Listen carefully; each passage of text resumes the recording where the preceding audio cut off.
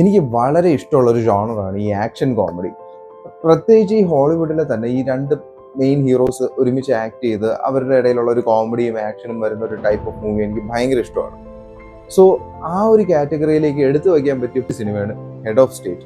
John സീനയും Idris എൽബയും lead ചെയ്യുന്ന ഈ സിനിമ ഒരു കിടിലം എന്റർടൈനർ എന്ന് തന്നെ നമുക്ക് പറയാം.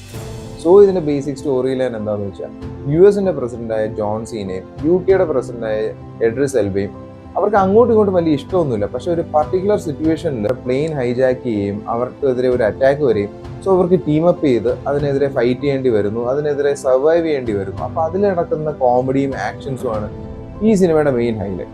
സോ ഇതിലെ വേറൊരു മെയിൻ ലീഡ് എന്ന് വെച്ചാൽ നമ്മുടെ ഇന്ത്യയിൽ നിന്ന് തന്നെയുള്ള പ്രിയങ്ക ചോപ്രയാണ് ഇതിലെ ഫീമെയിൽ ലീഡ് എന്ന് പറയുന്നത്.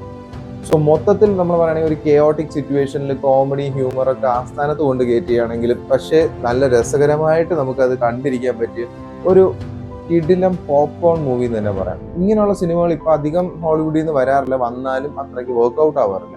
സോ ഈ സിനിമ ആമസോൺ പ്രൈമിൽ അവൈലബിൾ ആണ്. So please do give it A try.